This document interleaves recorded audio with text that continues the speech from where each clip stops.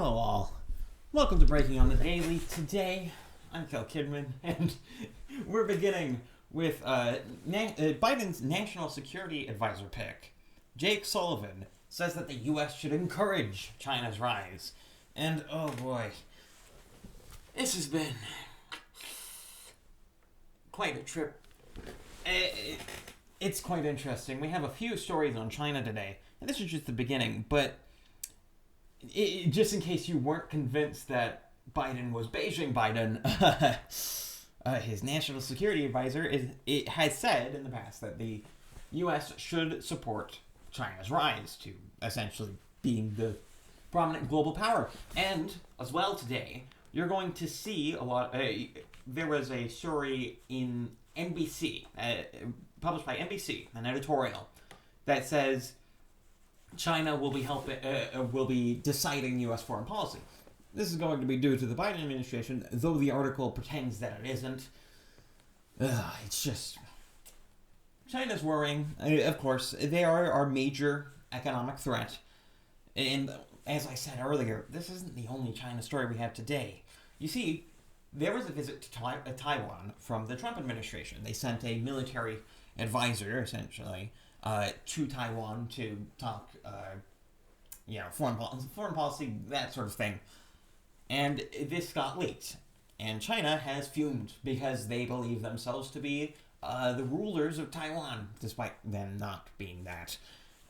And so what has ended up happening is China has done its requisite levels of pomp and circumstance surrounding it, saying, "We urge the U.S. to fully grasp the high sensitivity of the Taiwan question," the Chinese Foreign Minister spokesman Zhao Lijian said. I'm sorry if I pronounced that incorrectly. I'm not very good with Chinese names, but that's whatever. He goes on to say, "China will make legitimate and necessary responses in light of developments." Now, China's always bolstering about these sort of things, and my opinion on China is essentially they're at the same place that the USSR it was in the 50s and 60s. We're in a very similar spot to that, and I think the U.S. really needs to treat them as such. We need to start treating the China as the new USSR, because frankly, they are that. And I'm not so black-pilled on China. I don't think China's going to last very long.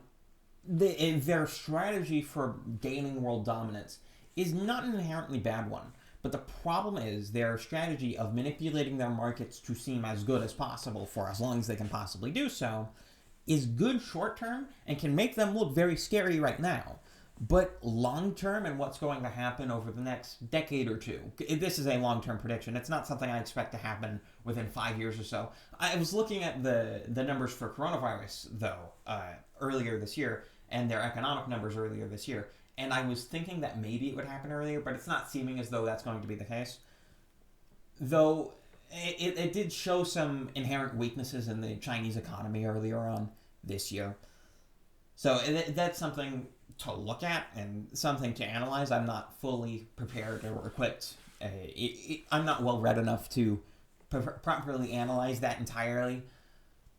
Though it may lead to that sort of happening earlier. But I do expect their currency to collapse within the next 10 years.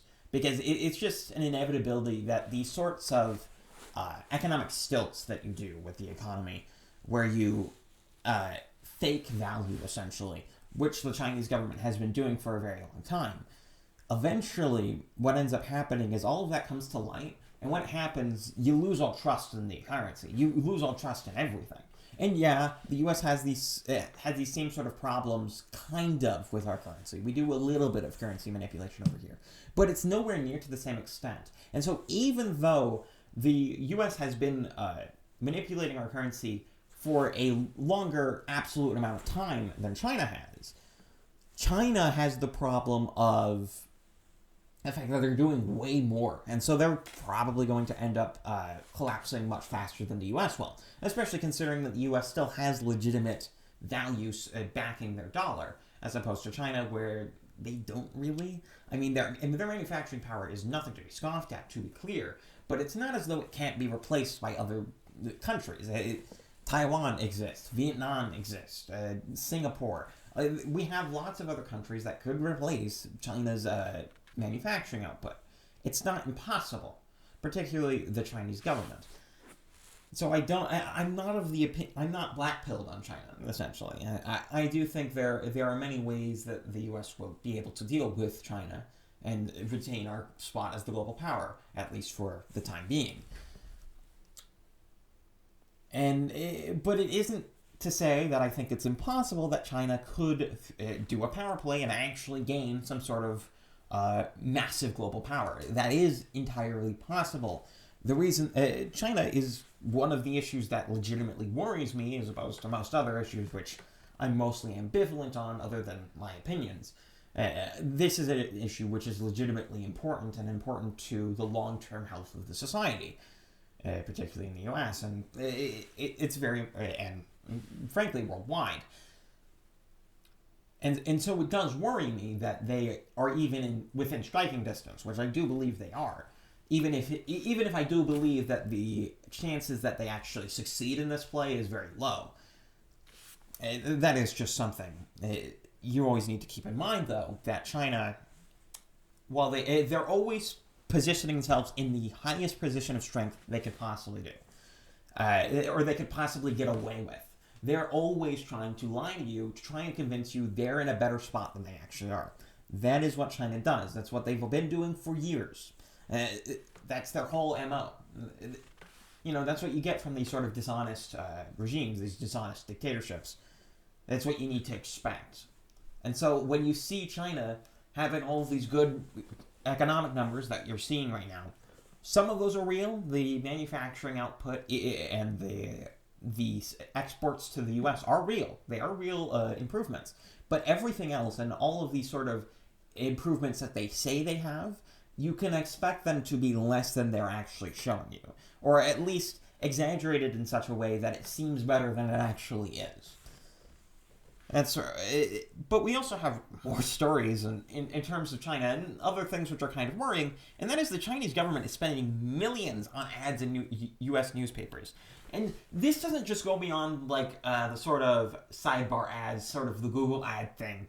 You also have blatant Chinese propaganda being posted in articles on the website on places like the New York Times, and specifically in this article, it is mentioned that the Wall Street Journal has posted blatant Chinese propaganda. It's posting articles that are praising the Chinese government's response to the coronavirus. And that moves us swiftly into our next story, where this is worrying. I really shouldn't brush this off, because this is rather than going on to our next story. Actually, I'm going to stick here because this is worrying, and I suggest that if you're going to go onto the Wall Street Journal, make sure you're using a VPN. Make sure you're using not a VPN. Make sure you're using an ad blocker. Make sure you're using Archive if you can. Archive.today, great site. Better than the Wayback Machine. The Wayback Machine, such stuff. It's not great. Archive.today does not do that. Archive.today is pretty great. The links in my description are always archive.today. Mostly for tiny URL, just URL saving space. But it's also because some of these places I get news sources from don't deserve clicks. But yeah, it's not just the New York Times. You also have the New York Times and the Los Angeles Times are all receiving payments for running pro-China ads on their websites and printed publication. Jeez. And they're designed to look like real news articles. Oh my gosh, they're insane. It's just worrying. I mean, China is a worrying force in the U.S. And, the only way they're going to win, is if the U.S., if the Western countries in the world do not fight. Which is why Biden's presidency is legitimately worrying on this front. Because he is Beijing Biden. He's not going to fight China. I mean, his MO for the past 40 years, for a large proportion of the time he's been in office, has been that he likes China and wants to open up China and wants to work with China and all that sort of stuff. This has been a consistent aspect of Biden's political life. this isn't new, and it's one of the few things he's never really waffled on. I mean, the guy is an empty suit. He is someone who blows in the wind with the political times. But this is something that he's been fairly consistent on, which is why Biden is worrying, and why those cabinet appointments of his potential presidency, assuming that he does end up winning, which, I don't know. I don't know. I have become much less confident in my assertions of the presidential elections and predictions over the past few weeks. But, you do what you do, but that's all. But on to our next story, then. This is another Thanksgiving COVID restriction one. The Oregon governor says people should report neighbors' Thanksgiving gatherings with too many people because, man, they really want to look like a freaking dictatorship, don't they? They really want to look like authoritarians. I mean, a lot of these people are authoritarians. The Oregon governor is clearly an authoritarian, but the idea of people snitching on things like this for, things which are entirely constitutional, you have a right in the Constitution to assemble. It doesn't say there's an arbitrary number of people you can assemble with. You can assemble with as many people as you want, all right? So long as it is a peaceful assembly. So long as it is a peaceful assembly, it's fine. We have an explicit right to it. So the idea that we can limit gatherings is completely ridiculous. And it's going to be challenged in court. All of this sort of stuff, as I stated yesterday, is going to be challenged in court. It's going to be struck down as unconstitutional because inevitably it's inarguable. These things are unconstitutional. It's just a fact. The fact of the matter is, not only in the U.S. Constitution, but many of the state constitutions, these sorts of restrictions are in fact unconstitutional. But the problem is, I know I said we have to wait on that, and that is a bummer. I mean, we should really have the sort of political wherewithal to where we just aren't doing that, period. And, it is worrying towards the future if people are just so accepting of this, which a lot of people, particularly on the left, are accepting to these sorts of authoritarian overreaches. But something to be reminded of is that in China, we have it lucky. We have it lucky because our system does inherently protect us from these sorts of authoritarian attacks. Compare this to a story from Hong Kong, where Hong Kong's Joshua Wong faces 5 years in prison for an unauthorized assembly. Do you think that's going to be rectified in court? Do you think that in Hong Kong, in China, in CCP-controlled Hong Kong, that there's going to be an acquittal for him? That they're going to claim that these sorts of unauthorized gathering restrictions, these sorts of violations on people's rights to assembly and speech are unconstitutional or somehow improper? Is that going to happen in China? No, it's not going to happen in China. So we need to realize that we do have it lucky. We are lucky. We are lucky to live in America. And this is, to bring it back to Thanksgiving, we are so lucky to live in America. You need to be thankful for that. You need to always be mindful of the fact that you are lucky for where you live. Because you don't live in China. You don't even live in places like France, which have been doing ridiculous things over the past few weeks. If you haven't looked into it, they have been just so insane. But to not go off topic and not be in a tangent, China has been doing this for years. They've been doing it for decades. There are authoritarian countries all over the world. America is the exception, not the rule, when it comes to constitutional protections for people's fundamental rights, like to assembly or to speech. We're the exception, all right? We're a very unique exception, even in today's time. Even today, we are unique in that we protect people's rights inherently, and our system is designed to protect people's rights. And that these sorts of government overreaches will be worked out in court and will be knocked down. They already have in certain places. Look at Gretchen Whitmer. She got told off by the court. Yeah, she's refusing to acknowledge the court order and is still doing more restrictions, but she's getting impeached over it. Our system works. It does. You just need to be mindful of it.